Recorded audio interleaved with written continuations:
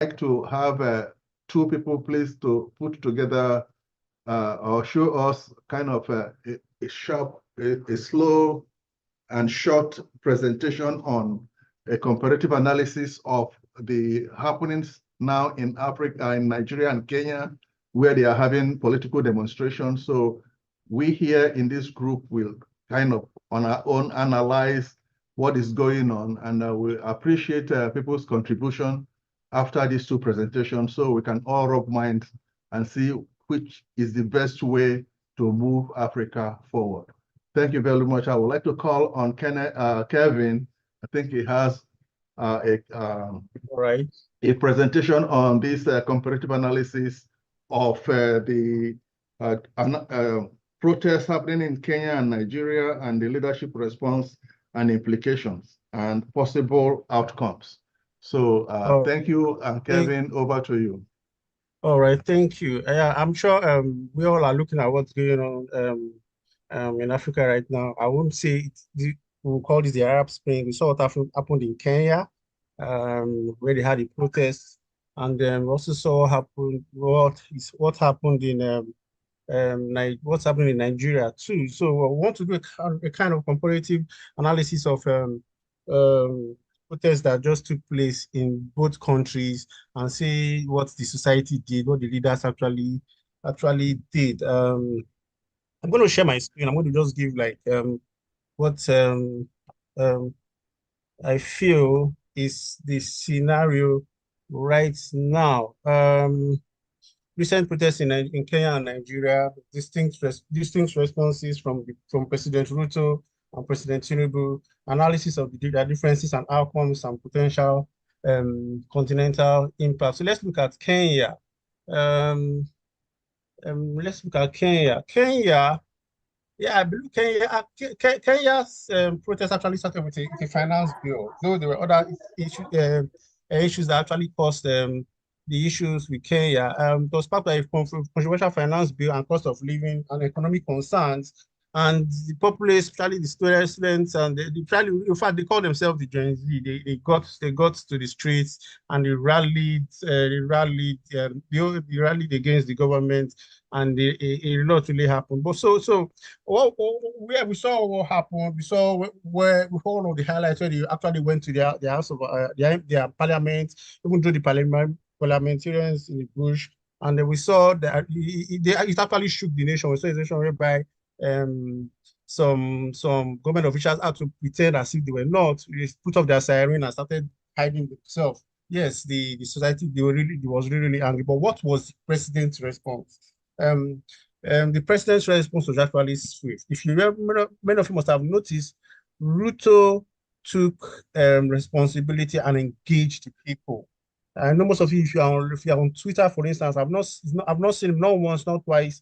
I've even attended some of his a Twitter space, and he engaged populace physically, town hall meetings, Twitter meetings, and he also established committees to address concerns, showed willingness to listen and compromise. So that's basically like a preview of what happened in Kenya. Now, coming to Nigeria, I think we're having a different scenario, but yes, there was a protest that was fueled by fuel subsidy removal, naira floating policy, tax increases, electricity tariff increases, and that really stifled people. There was and there is currently economic hardship, and it turned out to protest, which, as we all know here, started from August 1st, which actually from the one turned violence with the loss of lives, clashes between protesters and security forces. So what was the response of President Tinubu? We all know that he didn't respond at first. It took him almost 3 days, and he finally responded actually today. And his response was cold, like most people say, but this is what he did mostly. Before his broadcast today, he deployed police and even military to quell the protests. Yes, we know there are killings. He imposed curfews in some states here. There were curfews, and he took a harder stance trying to emphasize on law and order. And we know, as we speak, whole thing is still ongoing. So what does this mean? Comparing the two countries, looking at President Ruto, he had this conciliatory status. He was willing to engage the people. Yes, he wants to move. He wants to know what's in their mind and engage people and say, yes, he wants to embrace, I think he's willing to embrace more of their demands and see where they can come to a compromise and move the country forward. But in the case of President Tinubu, he's firm and authoritative. I'm sure you heard his broadcast today. He said there's no going back on subsidy. Subsidy has come to stay. Um, he wants to encourage the use of CNG gases. He wants to encourage. He's bringing in more kits to convert people cars from petrol to be using gas and a lot. Talked about a lot of things he's doing. He talked about student loans but he said that is the only way for him. It's not going back on the policies and on the policies. So what are the likely outcomes? What will happen? Let's look at Kenya.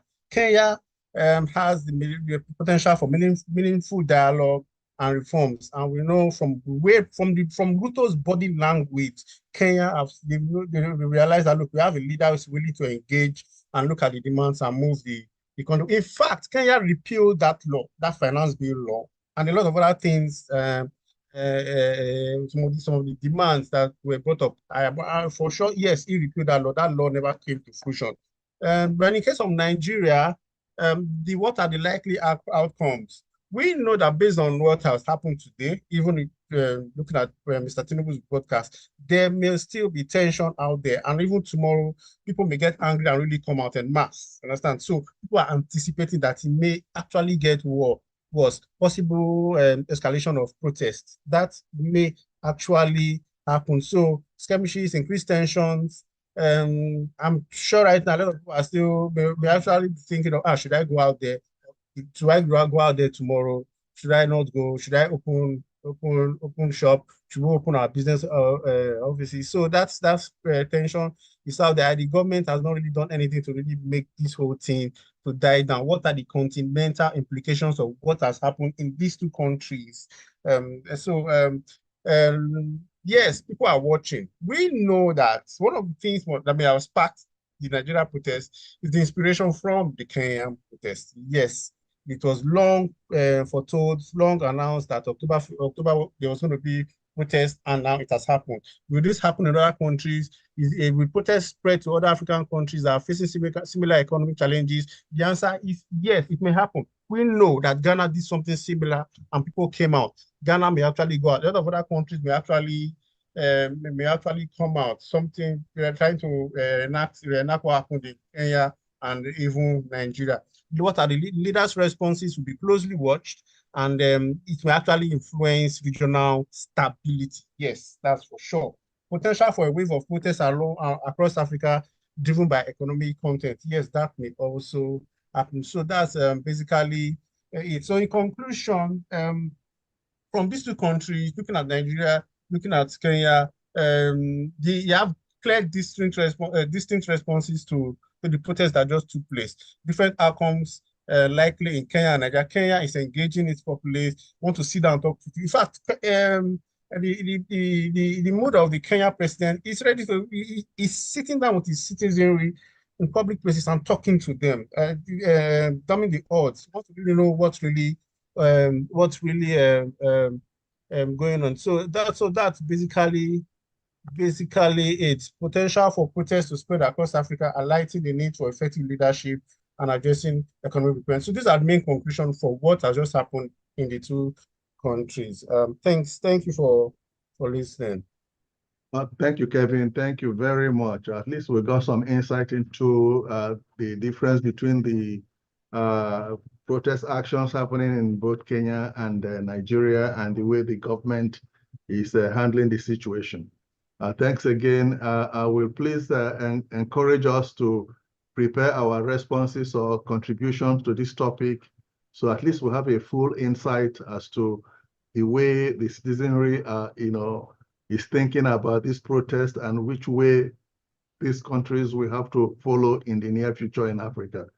Thanks again. I would like to call on Emmanuel to hear his own perspective and presentation on the different protests going on in Kenya and in Nigeria, and how the governments are responding to them, and the possible outcome of these protest. Thanks again, and Emmanuel, please, you can take over the floor.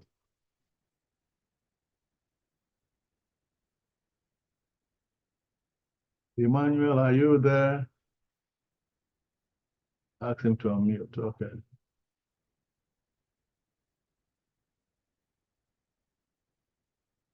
Is Emmanuel there? I can't see. He's here. Okay, he's here, but I've asked him to unmute, but maybe he's having difficulty unmuting himself. Try again. Asked. Okay, I think he's unmuted. Okay. I'm here now. All right, please, the conference is open to you for your presentation. Thank you. All right, thank you very much.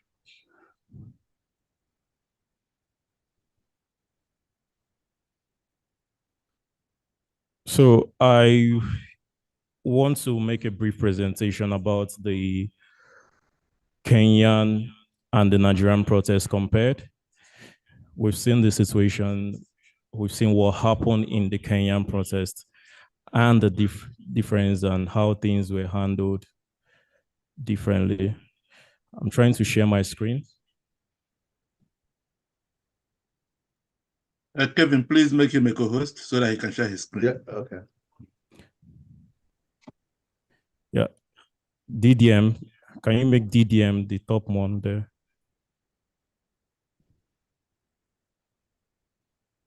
And then I should ask DVM to.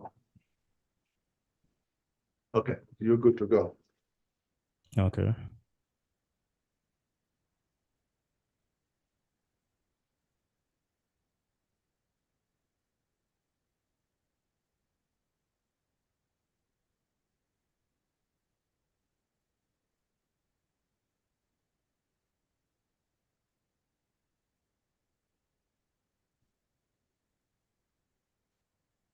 So it's the Nigeria versus Kenyan protest compared. We've seen the demonstration. First, it was Kenya, the uprising from the young people and what it means for Africa. So these are two very powerful demonstrations talking about the Kenyan protests in Nigeria, both former colonies of the British.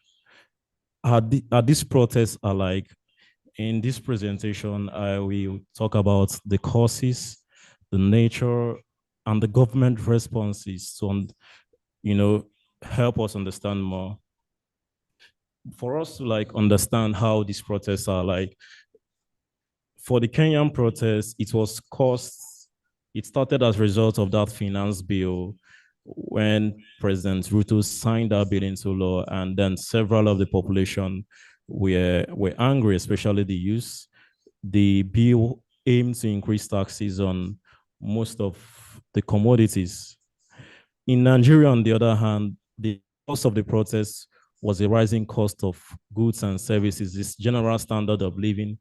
People were complaining that they were hungry, and rightfully so, they had every reason to protest, right?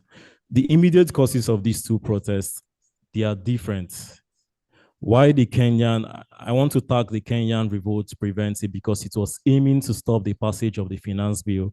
But in Nigerian protests, they were reacting to the hunger and starvation in the land, right?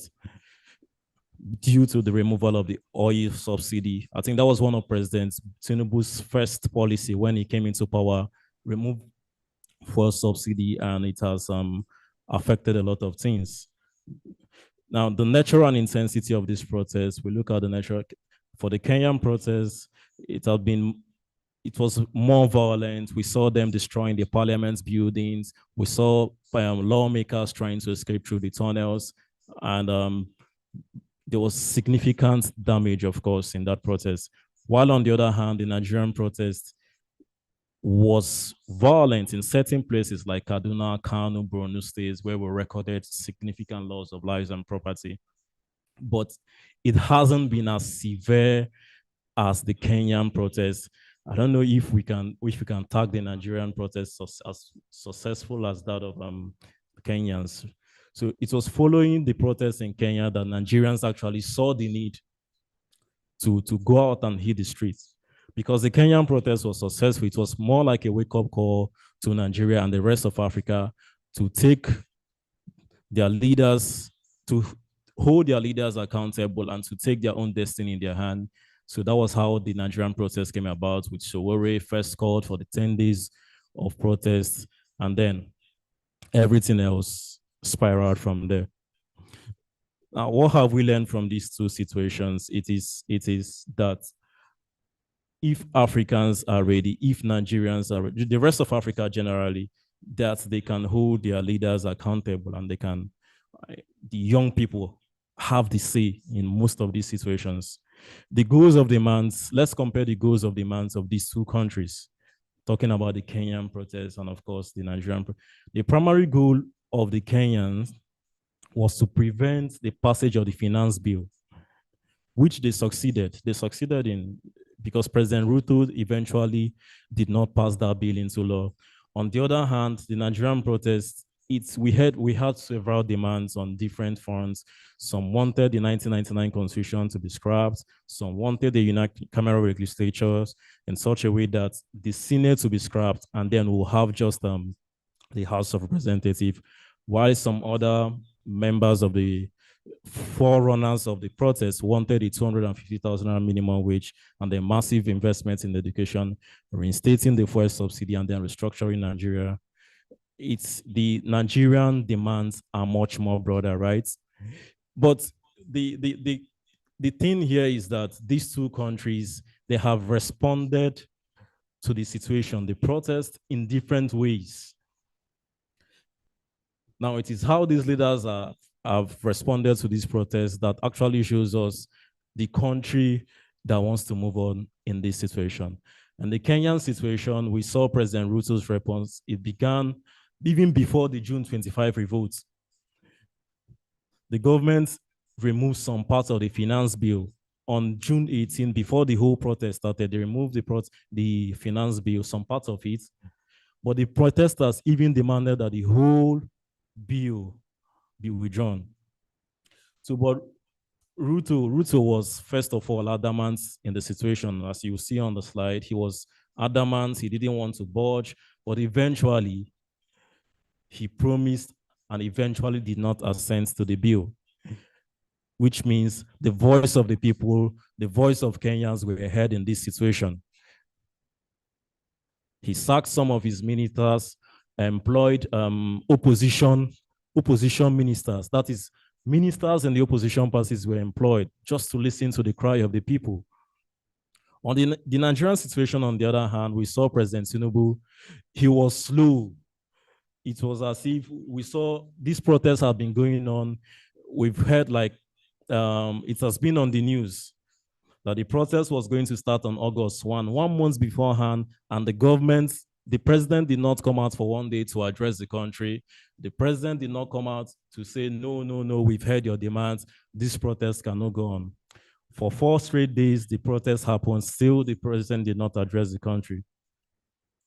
However, addressed, on the earlier hours of today, he addressed the country. And he once again reiterated his commitment to address inflation, but he also warned that protesters should stop demonstrating.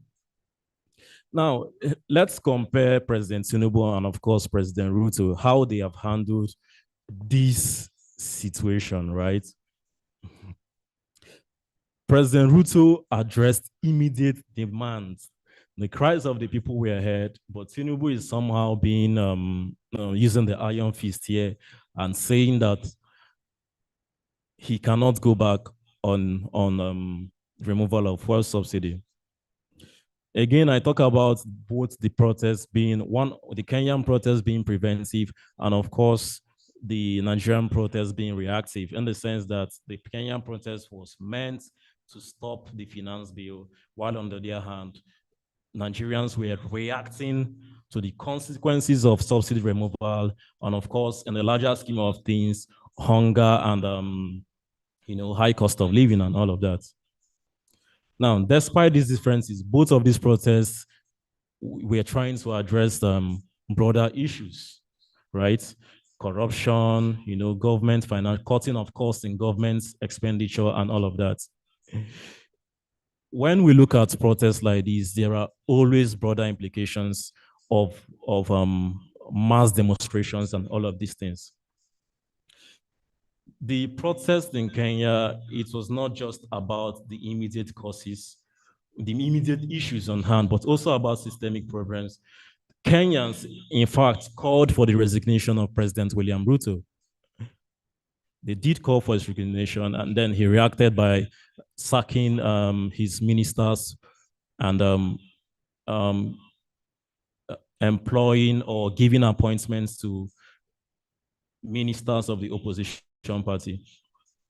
Nigerians, on the other hand, are pushing for constitutional reform. Some people want the 1999 constitution to be scrapped, and again, reinstating the fuel subsidy. The Kenyan protest was actually what inspired the Nigerian protest, because I think that if the Kenyan protest did not happen, Nigerians would not have woken up. It was the Kenyan protest that spurred Nigerians to actually get up and take to the streets and demand what is theirs rightfully, right? These two protests will, to a very large extent, influence the rest of Africa, influence other nations to take up their rights, to go out on the streets and fight for what is theirs, and of course, hold their governments accountable. Why the Kenyan protest wants to prevent legislative changes, that is talking about the finance bill, the Nigerian protest, it's wanted to react to economic hardship, and of course, some other things that have piled up in the long run. But both movements, again, I repeat, are sharing broader goals and demanding for accountability from both of their governments. With this protest, it is only a matter of time before the next African country will join, and demonstrations will become something we see frequently in Africa. As these events continue to unfold, everyone is watching Africa, which country is going to be next. Everyone is looking which country will take to the streets next. I think, personally, I think President Tinubu's speech this morning was nothing but just a show of sort of, he did not address the issues at hand. He did not address the demands of the protesters. He did not, in fact, he didn't, he was jovial about the whole thing. It was merely a rehearsed speech, right? It is, I think, until Nigerians can have their government interview their president on live television and not rehearse speeches. Talk to the Nigerian people, let them ask you questions, explain your policies to them. It is only this way that the confidence of the people will restore back. From what President Tinubu did this morning, this protest is not stopping anytime soon. I see the protests going on in the next couple of days until the systemic issues are resolved. Everyone is watching. The rest of the world is watching. I think Africa and Nigeria should get this right. Thank you, everyone. That is the end of my presentation. Thank you, Emmanuel. Excuse me. Thank you very much. This is a wonderful presentation, and I thank you for taking the time to put it together. Ladies and gentlemen, if you have any contribution to make to this discourse on the comparison of the Kenyan protest and the Nigerian protest, and way forward, and what you think can be done to avert such protests. Because actually, protest is good, but if it becomes violent, a lot of people are going to die, and then things are going to get worse. So I would like your contribution. If you want to say anything on this ground, please raise your hand so you can be recognized. But on my own part, this is one of the main objects of Dada. Dada does not support violent protest. Dada supports peaceful protest, which is the God-given rights of any democratic society, of even every citizen on earth, the right to make your views heard by your government. And true democracy depends on accountability, transparency, and checks and balances. And as far as I'm concerned, a good number of African countries do not practice true democracy. You know, when it becomes unfortunate that a society is being captured by a group of criminals and they have no interest of their citizens at heart, they never visit their constituents, the constituents are not even doing the right thing. So it becomes a real dilemma for that nation to make progress and grow. You know, they might have superficial development or false starts that will not take them anywhere. But we are hoping that someday Africa will see the light of day. I would like to call on Dr. Uche Agbanusi. Let me see, I think he's already unmuted, to please, you know, give us your own take on the differences between the Kenyan protest and the Nigerian protest and which way forward. Thank you. Thank you very much. Good evening, all, or good morning, wherever you joining this program from. I greet you. Well, I listened somehow to the presentation. I want to ask one question.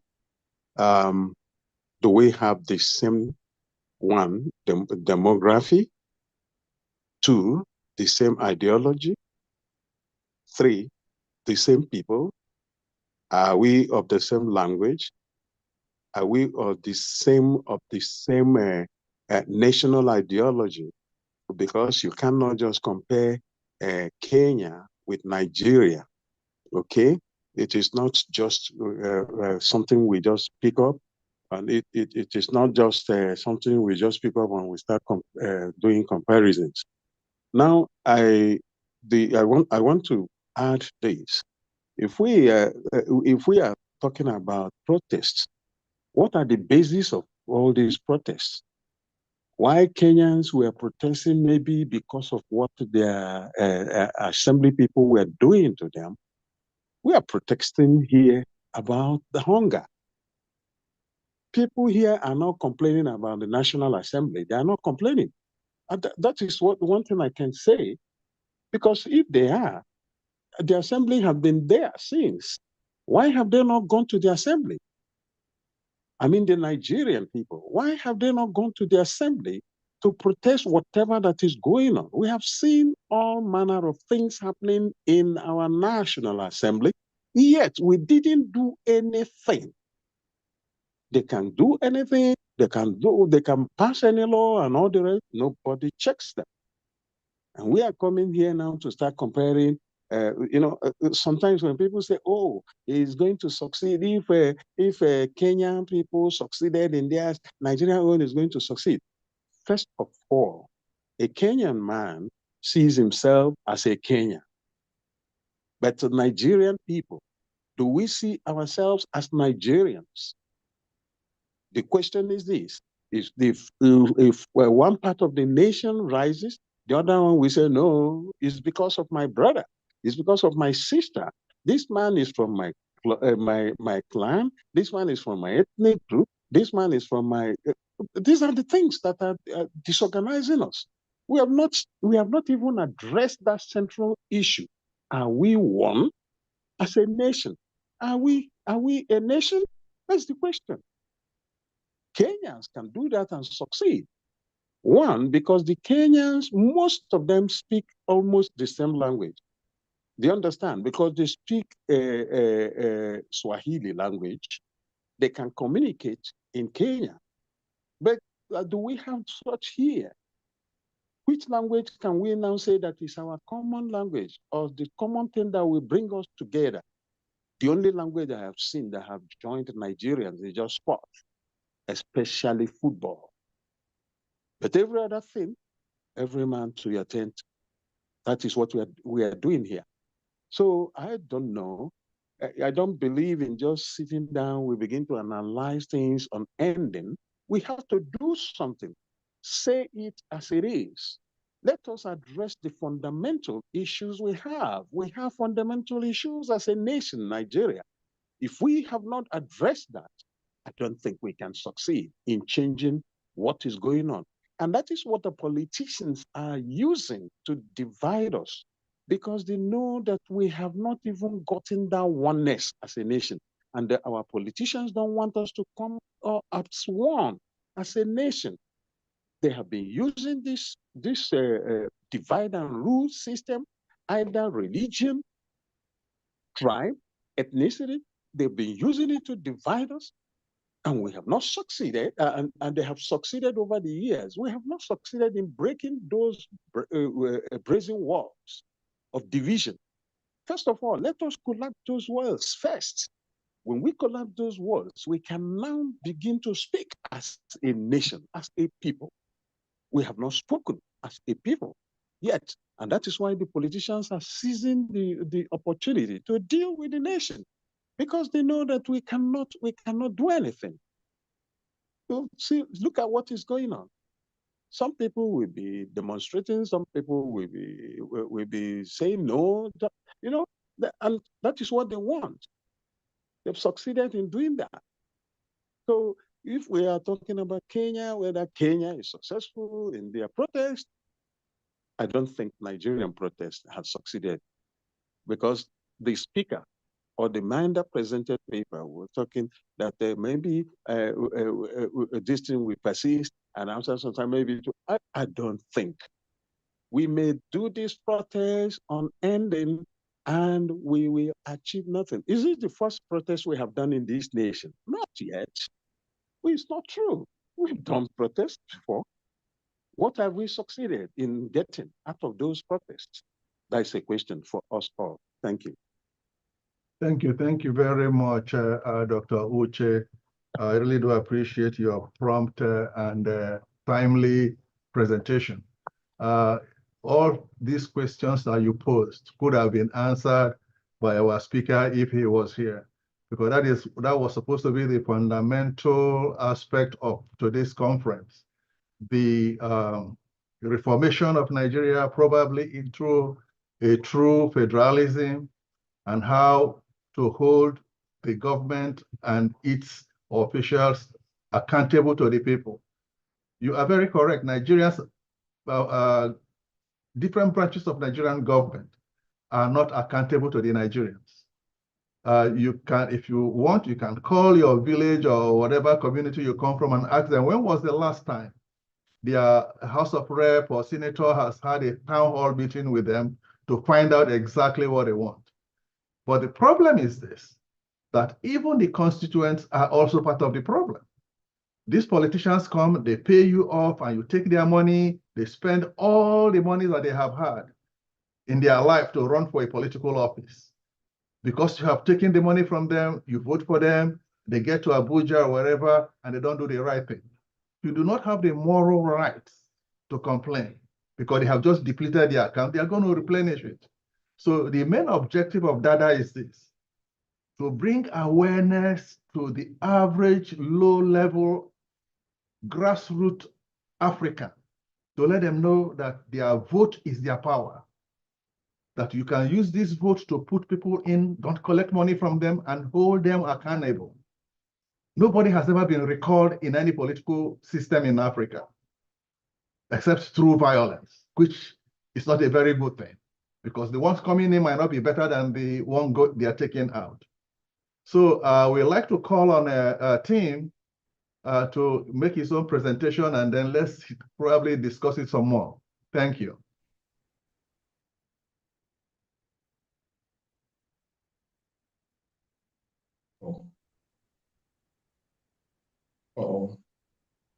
Thank you for the opportunity given me to participate in this program. I want to agree with the last speaker on many fronts. One is that I don't think anything will be achieved. Even before the program started, before the protest started, I told anyone who cares to listen that is just another jamboree for looters to impoverish some people whose shops will be victimized.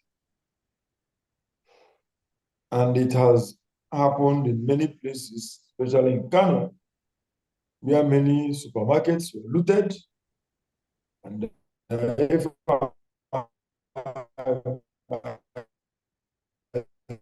suspicions are correct, and like that.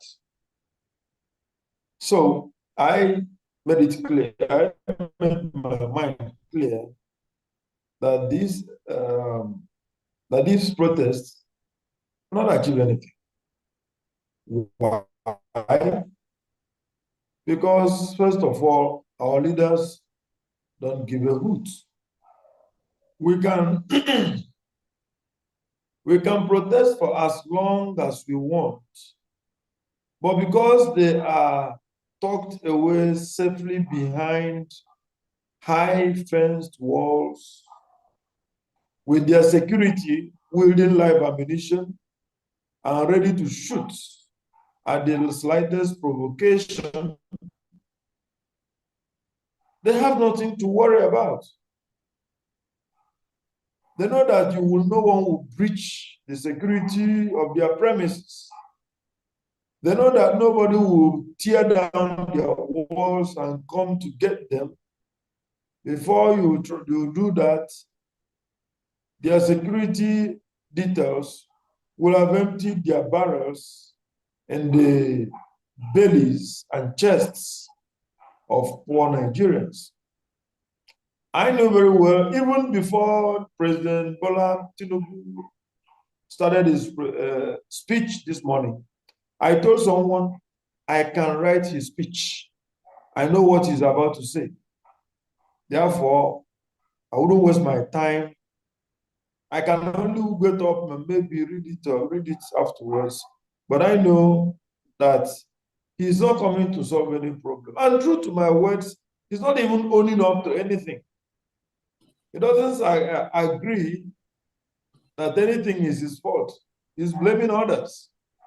He thinks that previous governments squandered money, think that previous governments made wrong policies.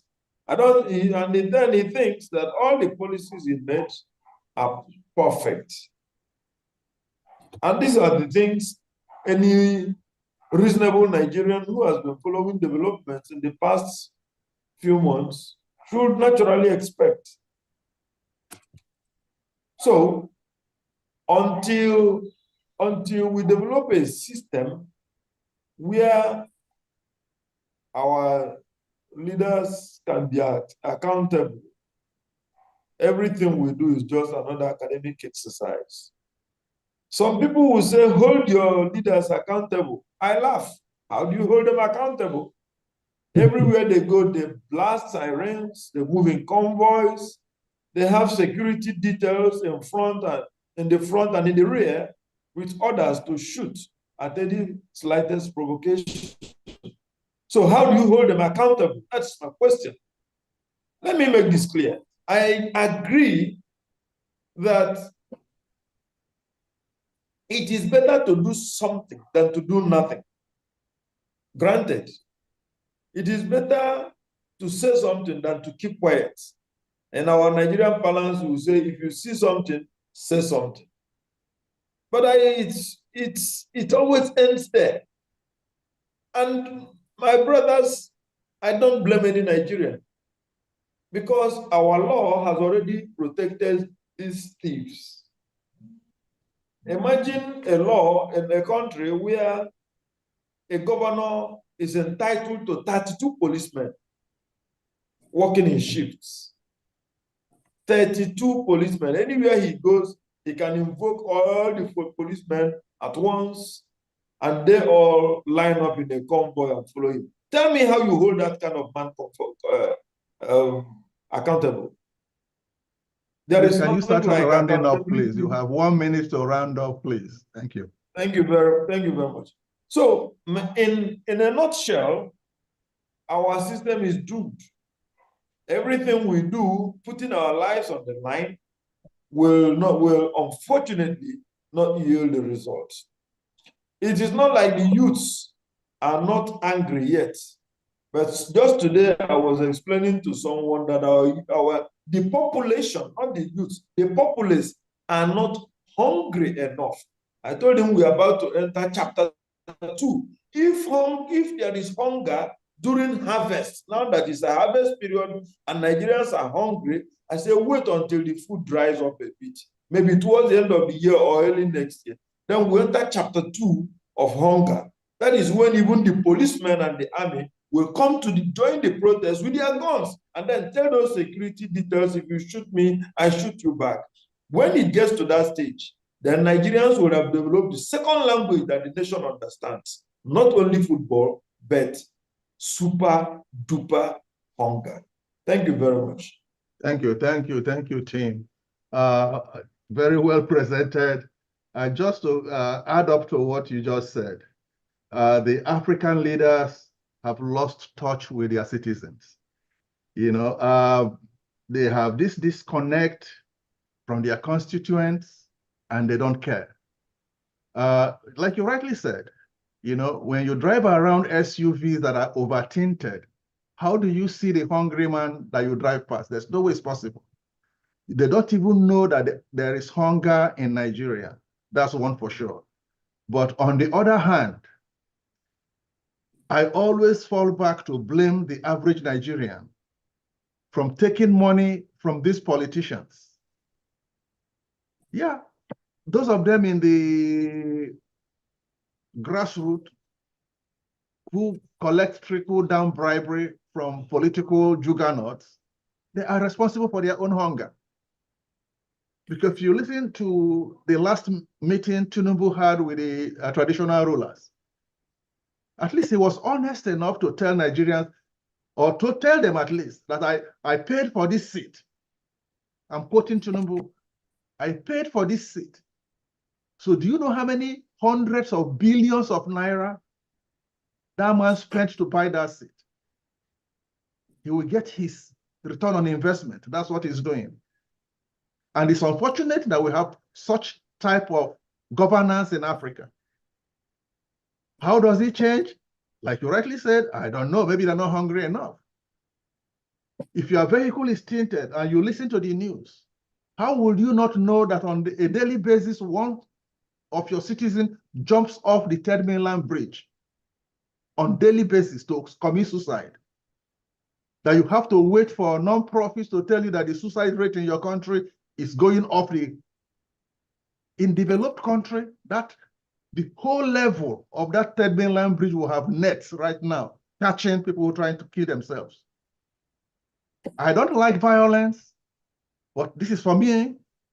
If I decide on any day to take my own life because somebody caused it, I will first of all take that person's life and then take my own, because both of us are going to die that day.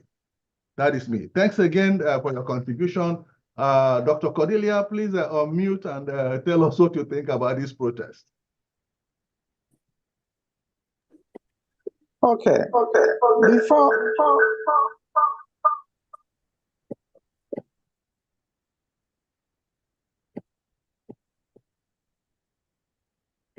Dr. Cordelia, can you unmute, please? I believe you have two connections going at the same time. Yes, so that it caused some reverberations. Yeah. Just for me to say one thing, you know, Mr. Chairman Martin, your input takes away the time to. I thought we had someone who is going to ask questions and answers. So mine, if we continue to talk about Nigeria, we can't get out of here. Okay, Dr. Uche really said something that struck. You know, Southeast is saying we've been hungry for so long. Southwest is trying to blame everybody, especially P2B. South, I don't know exactly where they are. And North, if you call to protest to restructure Nigeria, very few will come out. So they are hungry because their constituents put them there. So, and therefore, wouldn't it be nice, as the first person, Dr. Uche said, what are the fundamental things that should really be in the forefront? Hunger shouldn't be there. Okay? Nigeria needs a little restructuring or a whole lot of restructuring, but will not come out to protest for that. Southeast won't protest for hunger, but Southeast will protest for restructuring. Okay? How about state police? When you put that on the menu, okay, will not come out. Maybe those that Boko Haram are trying to clean out their own area will come out for that. Okay? And so I just want to ask some questions here. Okay, given the fact that the local government new independence given by the court, that they can now manage their own resources. Why do we have the Senate? Why do we have the reps? Why all these people that are just siphoning so much billions? Why not get rid of them? Okay? Why not just have the governor, if indeed after restructuring, the governors are the ones that will produce their own percentage of their resources and give to the federal government. Let them be the one to convene and see how they share whatever collects and be given the ones that will go to the local government and the one that will come to the state. So I don't know why we have this many people in government eating up the people's money and not doing anything.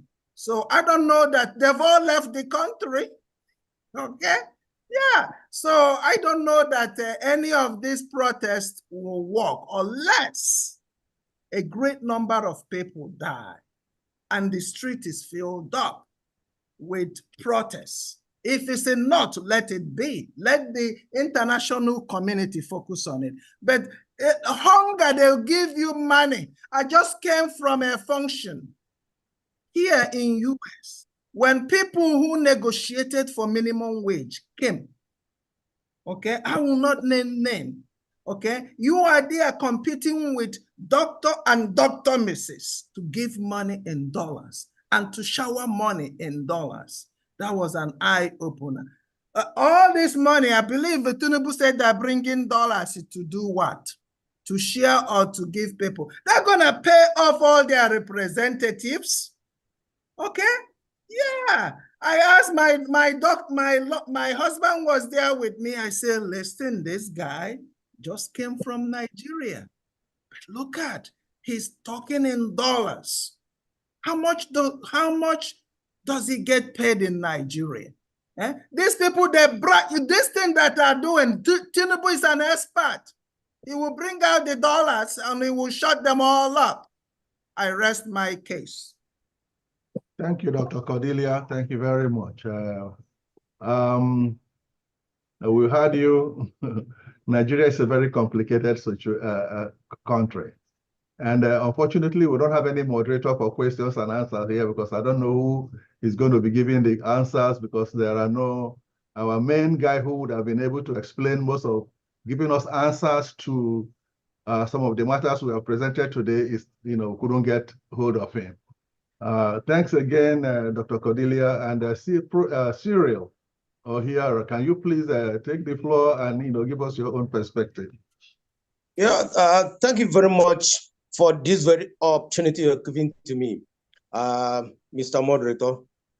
But all I want to say is just as a patriotic citizen and who've been in diaspora for quite a number of years, at least we know what we are doing when we were in the former Soviet Union and before many of us decided to relocate to serve our fatherland. Look, it's only when you are within the unit that you know actually what is happening in the country. I think during our diaspora days, when many of us were submitting, we are writing papers, or even when I wrote some papers, diaspora is a strategic resource in developing the modern nation. But what I'm trying to make here is this: government is just for 4 years. And this 4 years is a graduation period for so many students.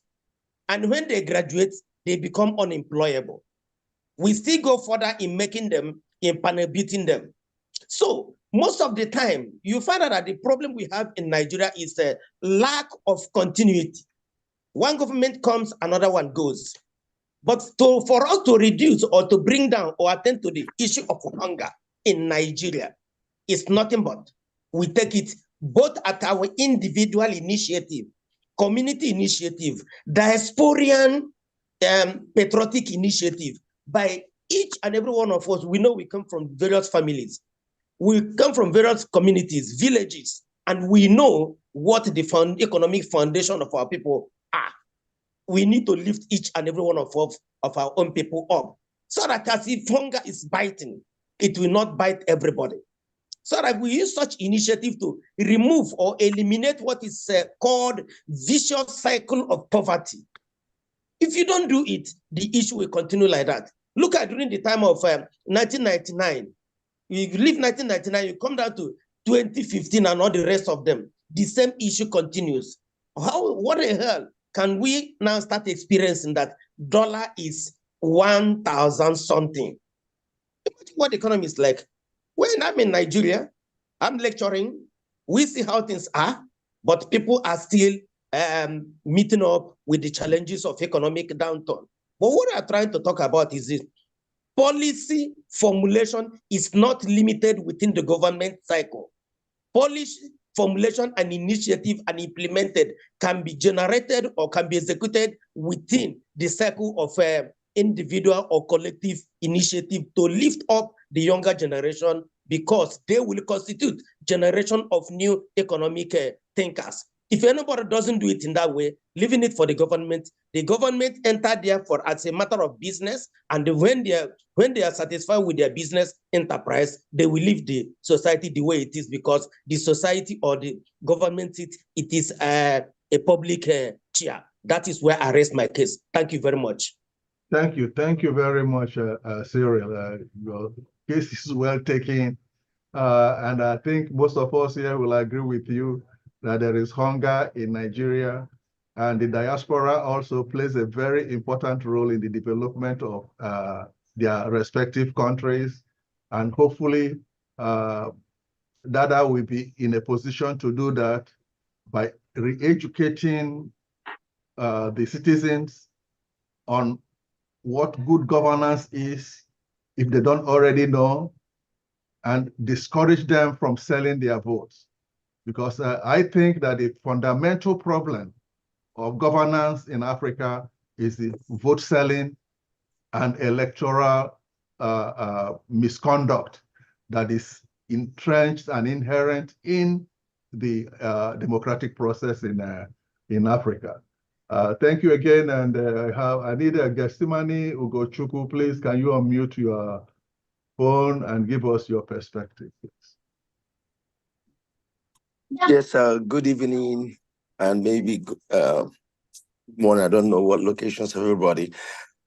I think I see some positivity with the protests, and change takes time.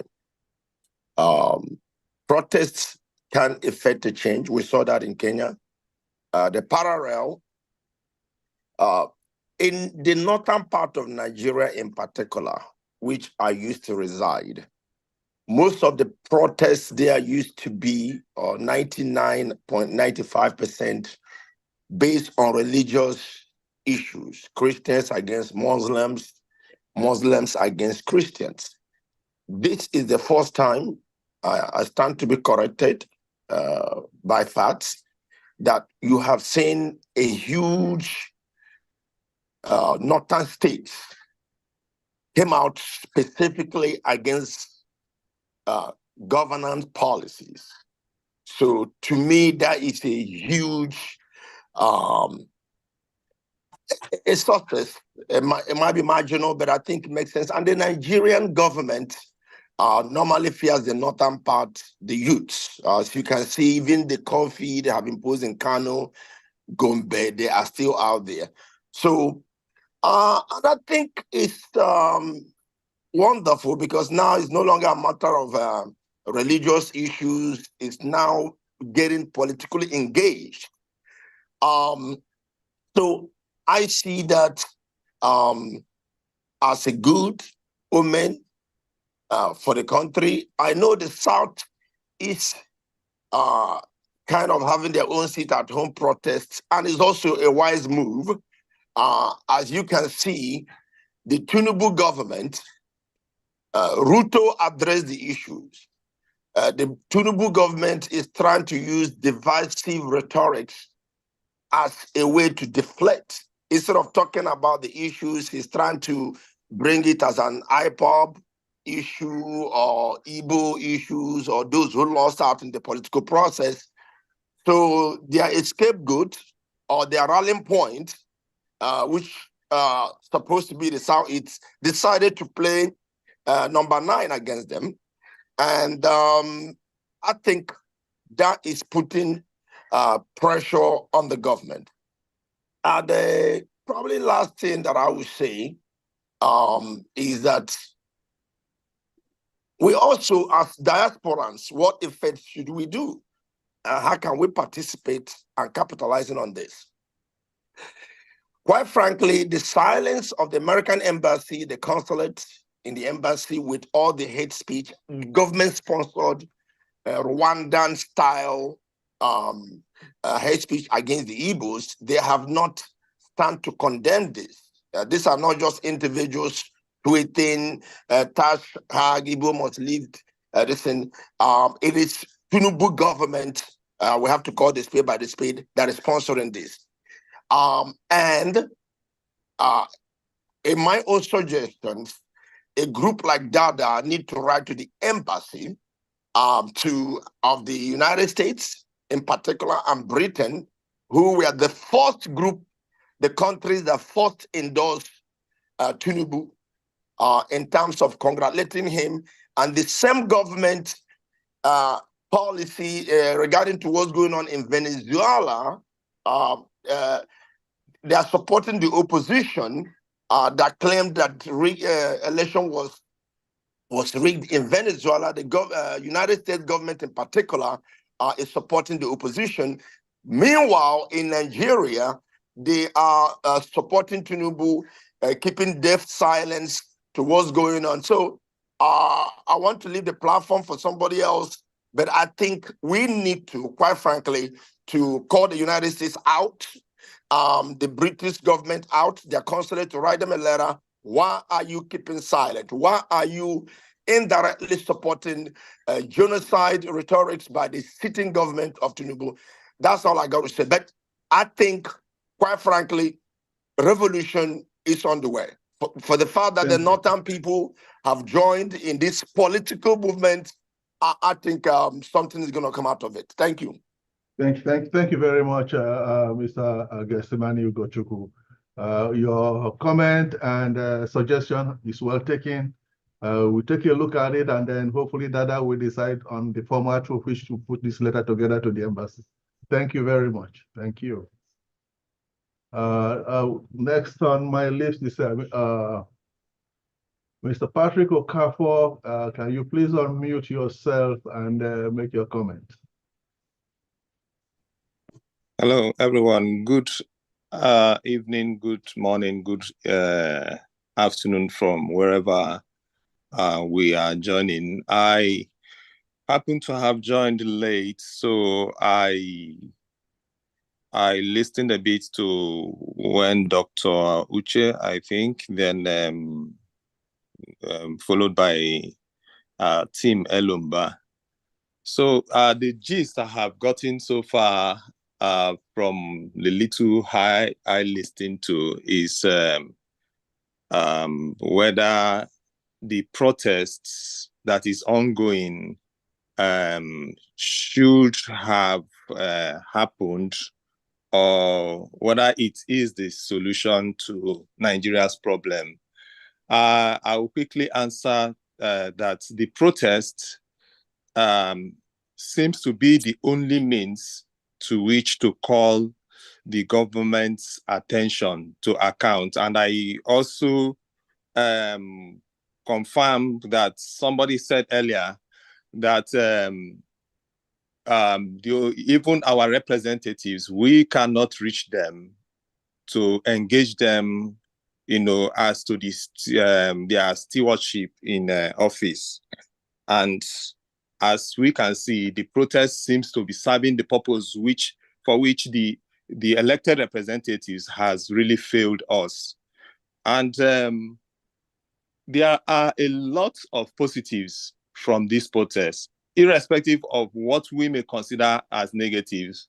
The truth is that protest carries along with it some of these things that make it look like, it's is not the right way to achieve the purpose for which it serves. But the truth is that protest has always achieved something. Okay, let's take, for instance, this protest that is ongoing. It was why the protest was still being, mentioned, why it was still being advertised, that the government started making efforts towards attending to what they think seems to be the yearnings of Nigerians. That was when they passed a minimum wage act to 70,000. That was when they started doing, one or two things. But for good reasons, Nigerians decide to go on that protest because, yes, when they organized the protest, they actually already had some demands that they feel must be met. And that is a good thing.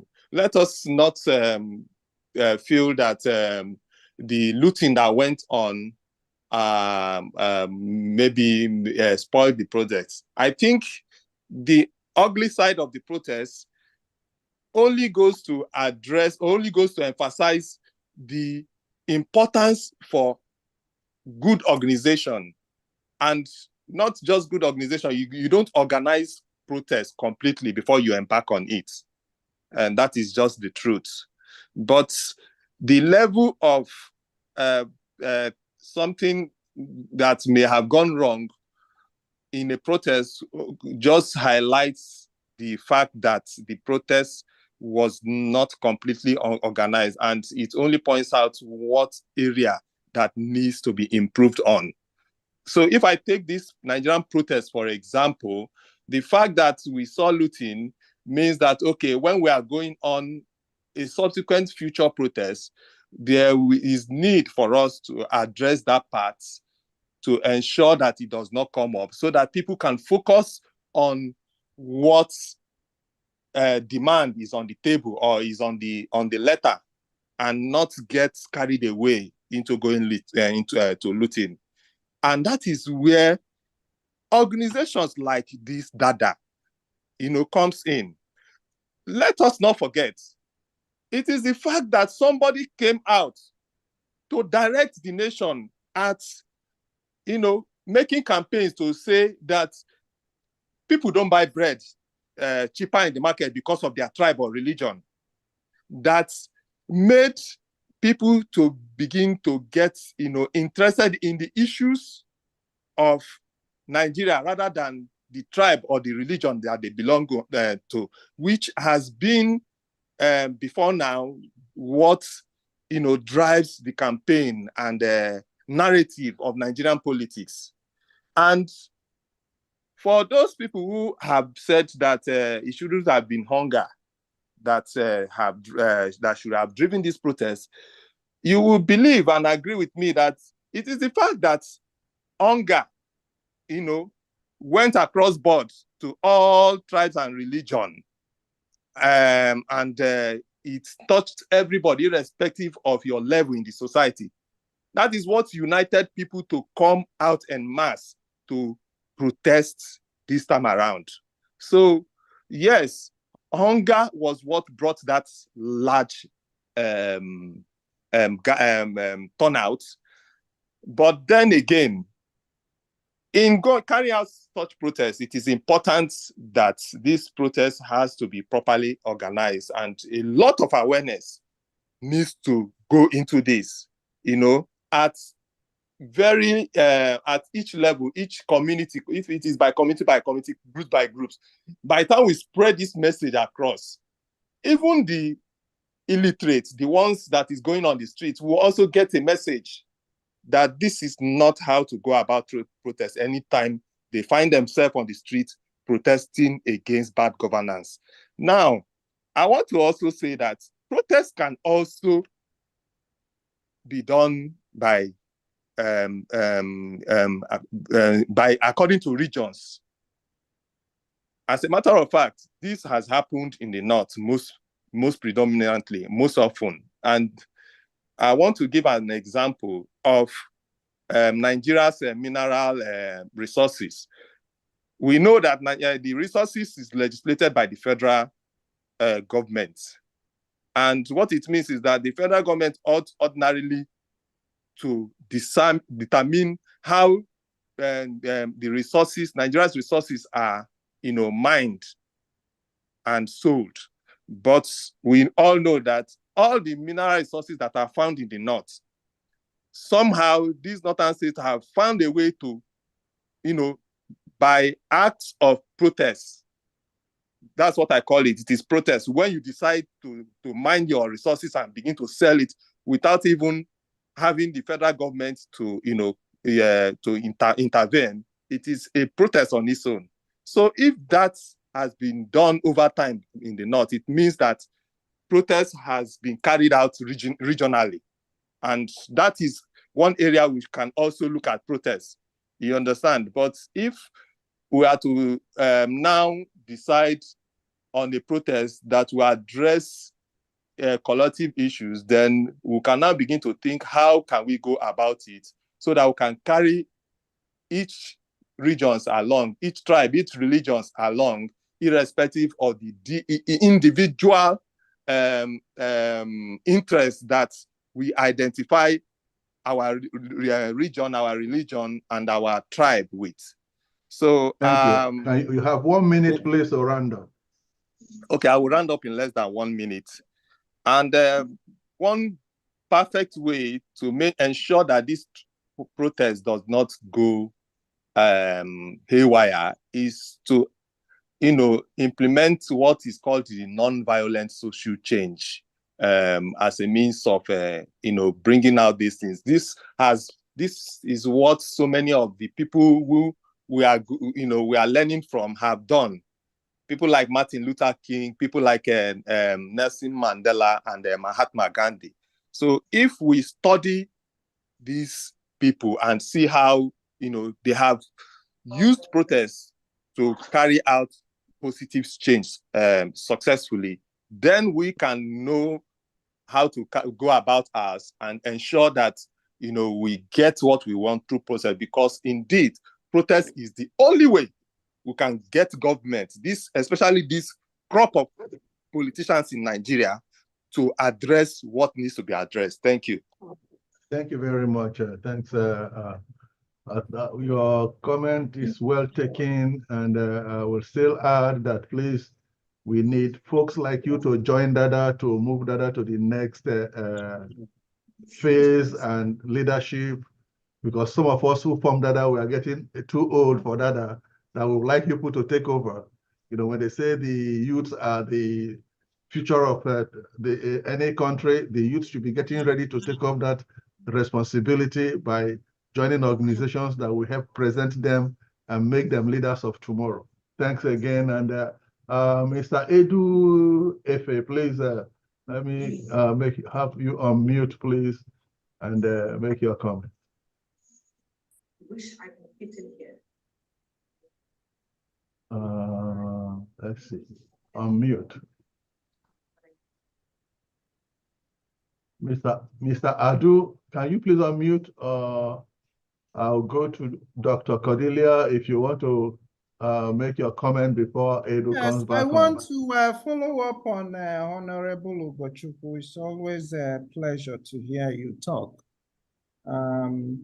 Yes, you know, during the campaign, I read a piece on US intelligence warning about genocide if a particular party wins. When I shared that with Dan said, "Shit, you still have it." I said, "No, because I was not expecting what we saw, but it was there." And so now you have a party that has president with a hatred for a particular section, the vice that has stated widely that he wanted to do to them. So what you're saying is they're laying the foundation. Okay, so I totally agree that should, I wish I had saved that, and I don't know if it was actually coming from their website or so, but it's an intelligence. There are many of them, and all of them had come out to be true. Okay, so I support totally that Dada should start writing letters that there should not. This is what's happening, that they are fanning the flame of genocide in Nigeria. People will start missing and dying. Okay, I shared some of the posts of people that are collected, even in Lagos. After certain time, they collect them, and those people, they don't know what happens to them. So it's important. Okay? They have burned properties. It didn't chase people away. They have burned their businesses. It didn't chase people away. So the next thing is to kill them. So, I mean, I say mine the way I see it.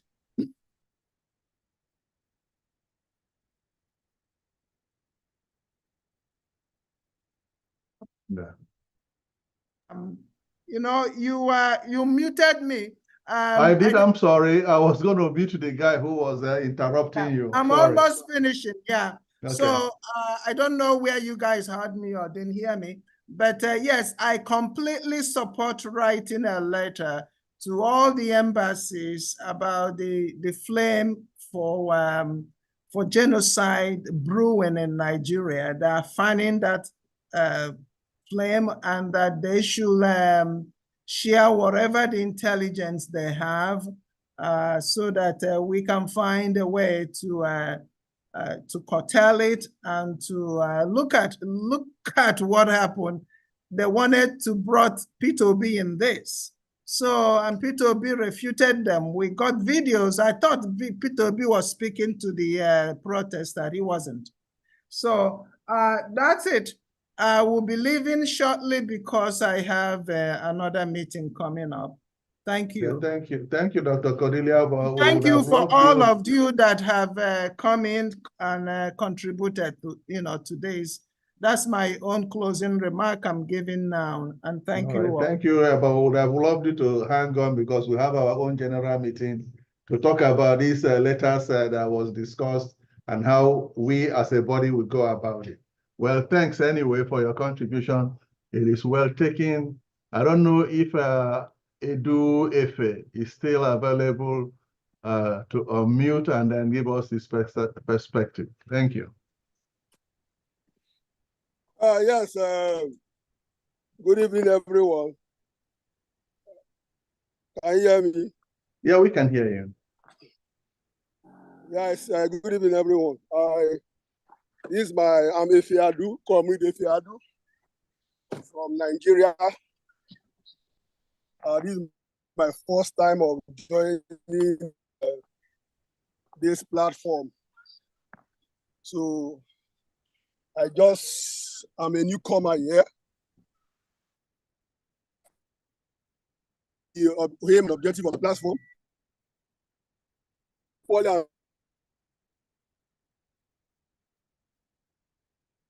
Your video is breaking up. I think your connection is poor. But for the aims and objective of the organization that was presented earlier, you can go to the website and review all the activities and whatever we have been doing so far, and where we intend to take the organization. But I think we lost him because we can't hear anything that he's saying now. Dr. Uche, if you have any further comment, we'll be closing this meeting in another 25 minutes or less. So please go ahead.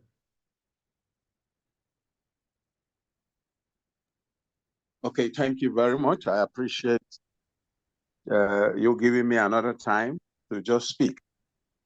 I can support this idea of data writing to various embassies, especially those you can call them the developed economies all over the world. I don't want to mention any particular one, but you know the ones I'm referring to, those that are pulling the strings, both economic strings, political strings, and what have you, social, everywhere in the world. We know those that are controlling the economies of the world. One, I saw a kind of disservice to the Nigerian nation by those big economies. The disservice is this, that they never valued the lives of Nigerian people one bit. They never saw killings in Nigeria as anything. They never see destructions in Nigeria as anything that is worthy of mention. I know a lot of things that are happening in this nation that have never been mentioned in all those big countries, big economies, big assemblies, national assemblies of all these big countries. They never mentioned it. They never said anything about it. And people are being slaughtered every day in Nigeria. Yet, when one or two persons, 3, 15, are killed in all these other economies, you see the way they will round it up, the way they will broadcast it, the way. So, one, I am asking a question. Does it mean the life of a Nigerian man does not matter? Does it mean that Nigeria has no value? Does it mean that the lives of other people from other nations are more valued than Nigerian lives? Why are we being suppressed, oppressed, and depressed in this manner? That even news coming from Nigeria is being suppressed by these big economies. The only place I can see them playing very prominent roles is when they want to dive into our natural resources, to begin to devastate it, to deal with it. They don't care. You will see them visiting us because of the economic interest they have in our nation, Nigeria. It's not because of any other thing. Whether you kill the whole Nigerians, they don't care, because they just want to get their resources they will use in running their own economies, running their own nations, and helping their people. You can see the mass devastation over there, over here in Nigeria. Yet people are being slaughtered, people are being killed, and nobody is mentioning them. You put in all these big media houses. I don't want to be specific also, but you know what I'm talking about. All these television houses, radio houses all over the world, how are they talking about the killings in Nigeria, the destructions in Nigeria, the devastations in Nigeria? They are not mentioning anything like that. Yet, when 2 or 3 people, 20, are killed in those economies, they will blow it beyond measure. It is unfortunate that we are just thinking that these people can do anything for us. They cannot until we take our own destiny in our own hands as Nigerians. But unfortunately, Nigerian people don't even think in that aspect. They are still so dependent on all these people that don't care about our lives. They don't care about our existence. What they care is about our resources, natural resources, which they will use to help themselves. That is the problem we have. I'm sorry that I am talking in this manner, but I know that most of these things that are happening in the nation, that even the foreign powers are using our politicians to achieve their useless purposes. That's what I call it. They use our politicians, they sponsor them, they keep the stolen wealth from here. Who manufactures dollars? Is dollar we are talking about not coming from these foreign countries? Do we have factories that produce dollar in Nigeria? And they're not the people empowering those politicians to use dollar to deal with us, to deal with the citizens. What are we talking about? Let us address this issue head on. Let me just 1 minute to round up, please. Yes, Dr. thank you Uche. very much for giving me this opportunity. Let's see what is going on let's see some of these West African sub-regions, all these Burkina Faso, Niger, and maybe Senegal, and all the rest that have just decided to take their destinies by their own hands. We are still being oppressed by our colonial masters. Please, let us leave these colonial masters alone and take our own destinies by our own hands. Then, depending on them, they will not help us. They will not do anything useful to us. Because until we cut that cord, until we cut that umbilical cord that they've been using to siphon us and forget our dyings, our killings, our devastations, they are interested in our economic resources. Please, let us address this thing properly so that because all these people, most of the people, the leaders they're putting in all these nations, that they are devastating their economies, they are all stooges. They are all political stooges. They are stooges they are using to siphon these African economies. Thank you, my brother, for giving me this opportunity. I am really pained. Thank you, Dr. Uche. Thank you. Thank you. I appreciate your passion and all. But I still have to default back to the fact that every nation should put the interest of their nation ahead of any other nation. So I do not fault the Western world from putting their nation's interests above the interests of all the other nations. Africa should learn to put the interest of Africa above. That's why they are influencing us negatively. We cannot remove that interest. No. They shouldn't influence you. If you are not a selfish person, that you don't think about your country, you think about the generality of your country, you only think of yourself. That is when they can influence you. Why have they not influenced the Rwandan president? Because he doesn't care. The problem with Nigeria, let me state it here and now, it's not a white man. The problem of Nigeria are the Nigerian people. And the major nucleus of their problem is that in Nigeria, we create classes that do not exist. Everybody on a street alone that is unpaved, you can count over 10, 20 luxury cars on unpaved streets. What do you need it for? You mentioned Senegal, you mentioned Mali. Go there, go to the YouTube and watch the videos of all these countries you mentioned. You will be looking for luxury cars as if you are looking for what's it called, needle in a haystack. So we are our own problem. There's no need to blame the white man or blame the West or blame the East. No. The day we decide to stop being selfish and put the interest of our country before our own interest, then we will do well. But the time is now. The time is now. Let's start it now. Between me and we cannot force them to put their own interest before us. The change must come from me, and it must come from you too. Let us change. Exactly. So let us not depend on all these colonial masters because they have dealt with us deadly blows. Let us take our own destinies by our own hands. That is my advocacy. Thank you, my brother. Thank you, my brother.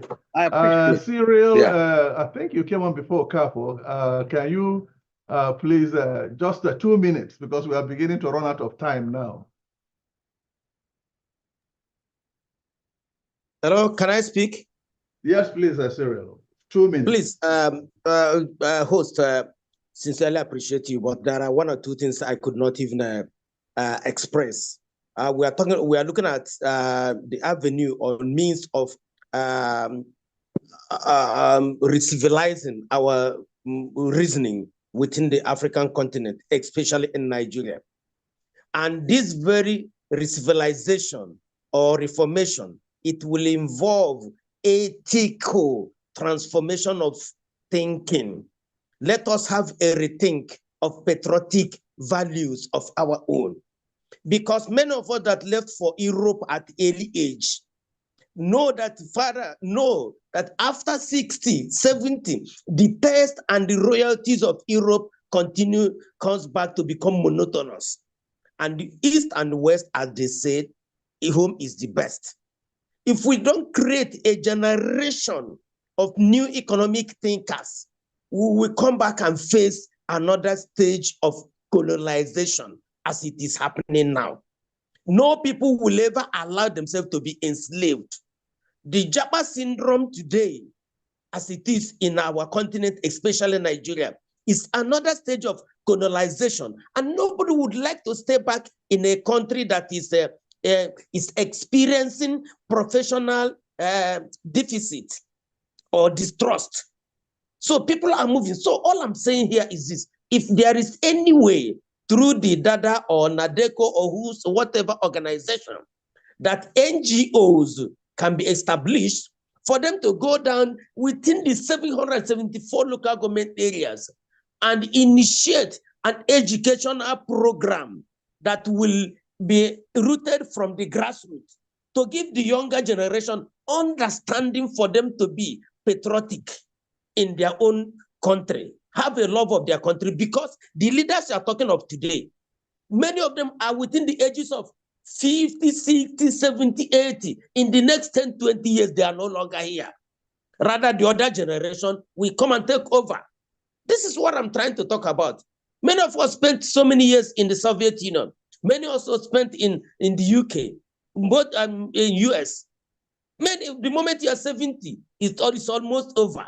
So all I'm saying is this: if we actually are planning patriotic life in a place like Nigeria and the national unity, we need to come back and see from the grassroots and create another intellectual rethink and orientation for national unity. That is my word, and I bless everybody that participated, and thank you for giving me this single opportunity. Remain blessed. Thank you. Good night. Thank you, Cypriel.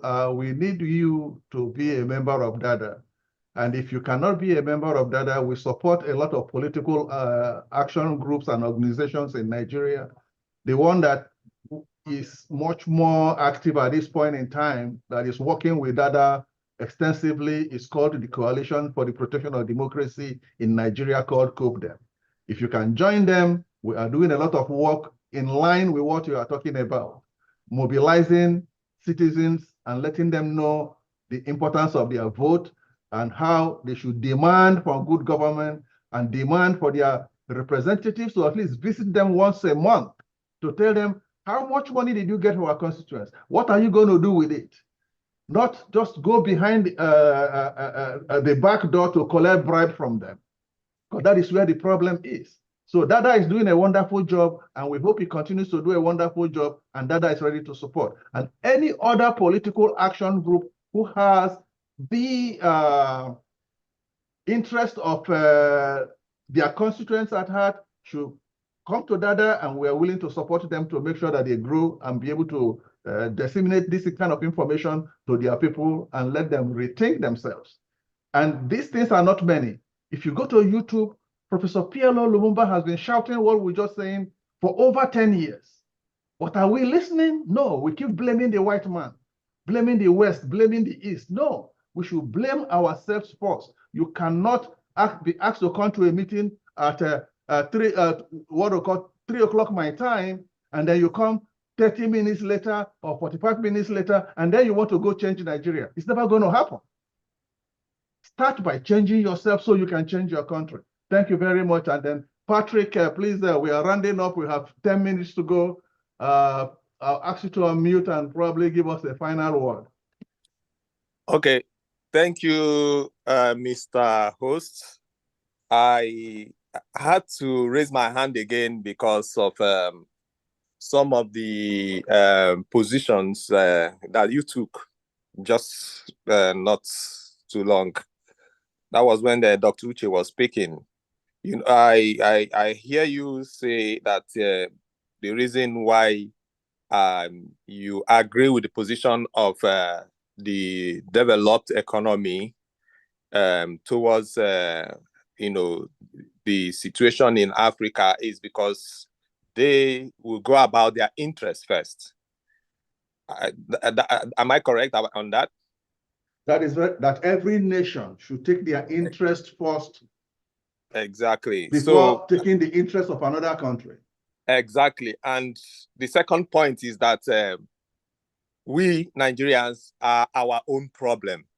So these two premises that you have laid goes to suggest that to arrive at the conclusion that you now have to go cap in hand to these same persons who take their interests first, whose interests are not, you know, in the interest of us that are going cap in hands to them.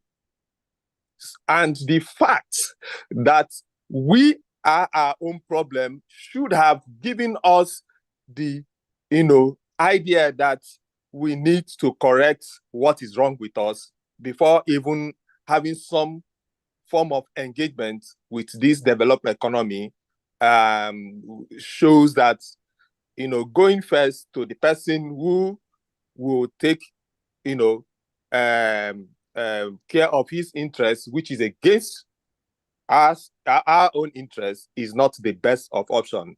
So to that extent, I suggest that if in any case we need some form of engagement with probably the international organization or body, I think the right approach would rather be to you know, engage the international media, because what we actually need is to create that awareness, to put the information about what is going on in Nigeria out there so that the whole world can see, know, or hear, you know, get abreast with. But if you are to go to international organizations, I would give these two references. One, we all know that Tinubu did not win the election. Second point is that despite the fact that he didn't win the election, he somehow found his way in Aso Rock, which means that some foreign powers are in support of him being there, and that's exactly, you know, buttresses your point that these economies would fight for their own interest before they fight for your own interest. So in that light, we should put out informations with regards to this issue of threat to genocide, which is that Dr. Cordelia? I've forgotten her name. Yeah, Dr. Cordelia, you're correct. Yes, yes, which Dr. Cordelia. So that information is what should really trend, so that the world will know that this kind of thing is about to happen. So that if perchance it actually happened, then we'll know who is guilty of standing by, who is guilty of, you know, observing and not trying to take action. And thank you. Okay, let me just stop at this. Okay, thanks. Thank you, Patrick. We are ending right now. Everybody's point is well taken. Just on a final note, DDM is a new media company that is being formed by the diasporans. It's gaining ground. They need finances. They need people with talent like Mr. Patrick Okafor, Cyril, and the rest of you here. Whatever you can contribute to COPDEM and DDM to make these things go forward. you Google them up, go to their website, check them out, see what they are doing, see how you can join. Because like we all agreed here that no one person can get this thing done. We all have to put our hands together to make it a success. And to end this conference, I would suggest that we please take time to read Moyo Dambisa's book called Dead Aid. What it means is that Africans should stop taking aid from the West. Is that possible? I don't know. Maybe that's a topic for another day. Well, thank you again. This meeting is coming to an end. I will appreciate if Kevin is still here to probably give us the attendees here present some brief direction on how to join Dada, our social media handles and the website. And we encourage, please, all of you to put hands together to see how we can make this organization grow. And hopefully by this time next year, somebody will be the president of Dada and take it over. If not by the end of the year, and then move it forward better than I have done. Thank you very much. And thank you again. We're going to be holding our Dada official meeting, which is open, accountable, transparent. If you wish to wait for it, we're going to take like a 5-minute break and then come back and round up with our meeting. Thank you very much. And I will post the minutes of the meeting on the chat. It's about 4:57. We come back 5:05. That's in 7 minutes, 8 minutes. Thank you.